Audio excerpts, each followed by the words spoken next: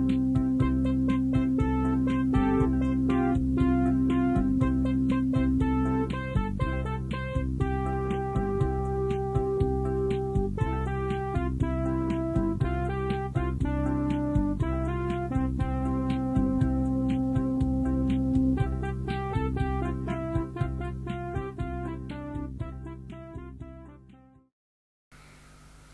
then we have the sattvic foods, which are basically the vegetables and fruits and grains and nuts and legumes, and to a certain degree dairy products, and of course sprouts. So, depending on the foods that we take, we will be adding or subtracting to these qualities in our bodies and minds. Now, it's a natural tendency for any being or any object in this universe to try to stay in the state that it is. This is called the law of inertia. And that is why a person in a car that is moving, if the brakes go on, the person tends to keep moving because he tends to stay in the state of movement. And this is why when we are sitting, it takes more energy to get going.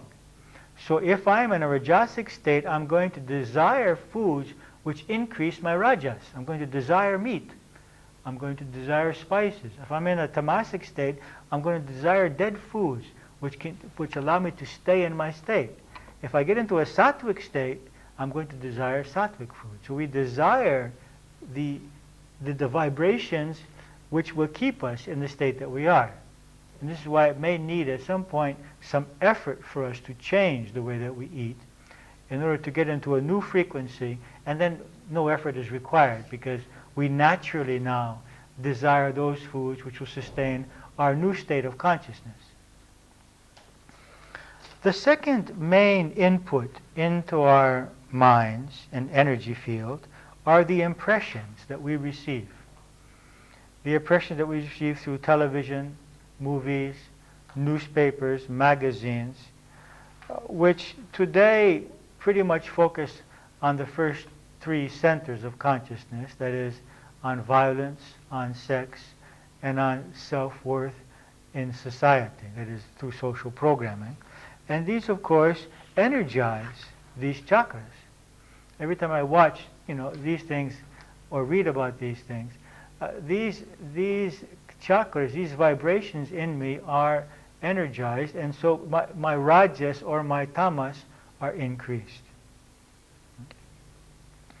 And that is why it is suggested that we be more discriminative in what we see and what we hear, what we allow into our mind. Third source of vibration is the company that we keep, the people that we associate with, that we spend time with. Their feelings, their beliefs, their emotions, their vibration come into us and stimulate in us these various aspects of ourselves through sympathetic vibration. So it is suggested on the spiritual path that we also have some kind of discrimination concerning the people we're going to keep company with. Now, first of all, we can't re-choose our children or our parents, and preferably not just to change spouses every time we're unhappy. Okay, so if these people are given to us, it's not a matter of just ignoring them. They are given to us because we have some lesson to learn through them. But our friends and our social life, we are totally free to choose. Now, you would say, well, I'm going to stop keeping company with someone because they're negative. Not necessarily so. If you feel that you can maintain your center in the company of this person, you may be of benefit to this person. But the concept is this. Just as we have to put a fence around a small tree, otherwise the goats will eat it. Let's just wait 1 moment for this change.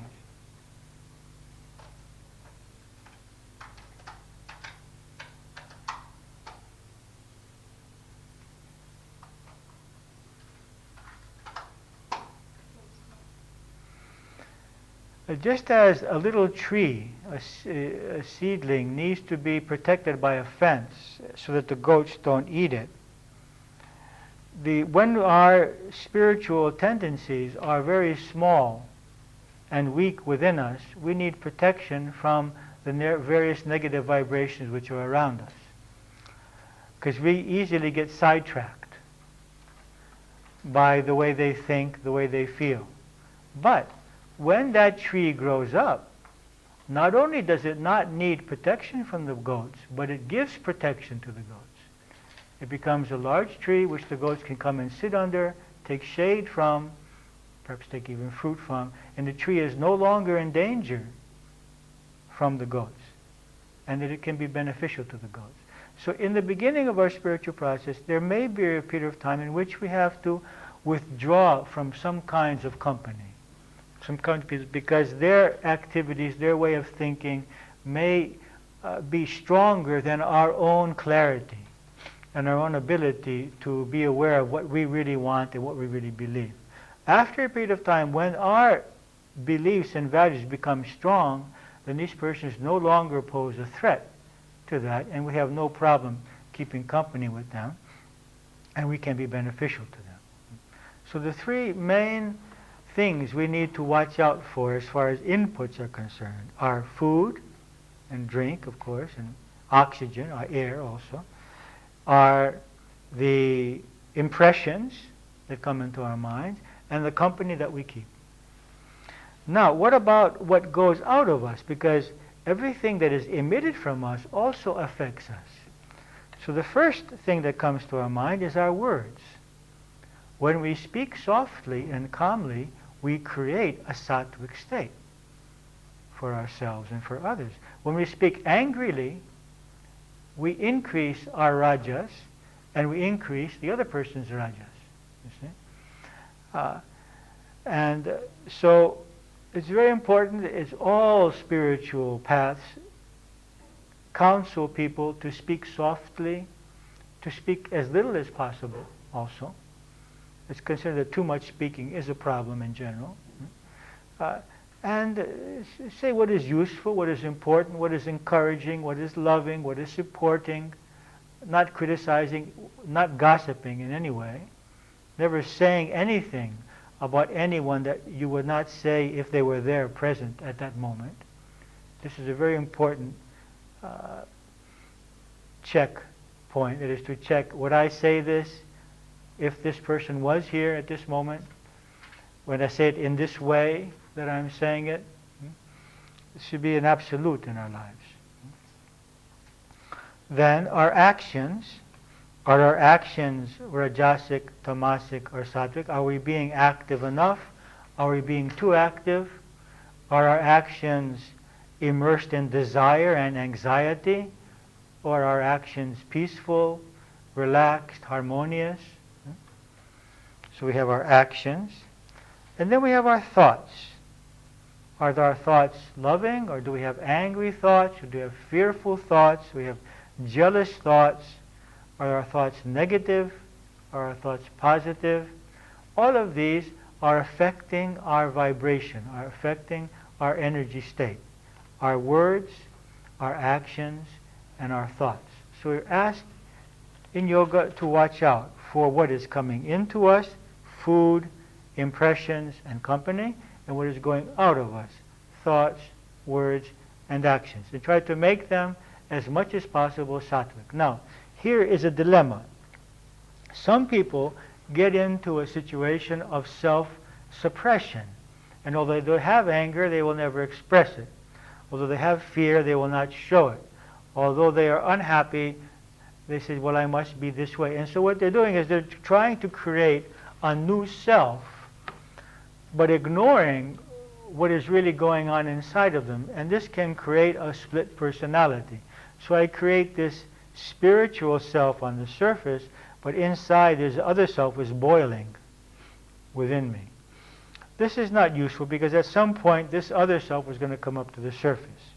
So we need to combine this seeking to act in this way with specific periods of time in which we are allowing catharsis, but catharsis which does not harm anybody. It's a vibration which we're doing specifically and consciously in our room or in a seminar setting or in any setting, and it's not being experienced by anyone else, we're not throwing our negative energy on anyone else that's in our lives, we're taking responsibility for that, working through it as a process of coming again to the light, as a process of coming again to the truth, not just to shout and to scream, but to release this so that I can once again connect with the truth. Okay, then we said that there are three factors which control. The first factor is what goes in us, the second factor is what goes out of us, and the third factor is what do I do with the energy which is within me. And yoga gives us a wonderful series of techniques for creating sattva. First of all, of course, is the proper eating that we already mentioned. But then we have this series of exercises. This is why it's called hatha yoga. That is, ha meaning the sun's energy, tha meaning the moon energy, or the male and the female energy, the passive and the active energy. And that's why it's called hatha yoga. It's a yoga of balancing our energy. Yoga is the science of energy. It's the science of creating sattva in the body and the mind.